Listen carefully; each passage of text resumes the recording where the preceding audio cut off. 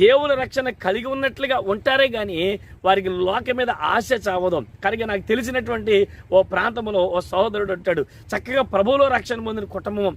కనుక మరలాట దేవుని సంఘములో సహవాసం అప్పుడు విందులు ఏర్పాటు చేసినప్పుడు ఈ కుటుంబమే అక్కడుండి సేవకులు చక్కగా సహకరిస్తూ విందులు ఏర్పాటు చేస్తూ చక్కగా ఆ కుటుంబము దేవుని మధ్యలో మంచి పరిచయం చేస్తూ ఉంటారు. కానీ దేవుని బిడ్డలారా, వారు చేసేది ఏంటంటే ఎవరో లేనప్పుడు, కనుక రోడ్ల మీద ఎవరు లేనప్పుడు, ఆ పక్కన మేము కనుక ఎవరైనా కనబడినప్పుడు నెమ్మదిగా ఒక సిగరెట్ పట్టుకొచ్చి చాటుకు పోయి కాల్చేస్తుంటాడు.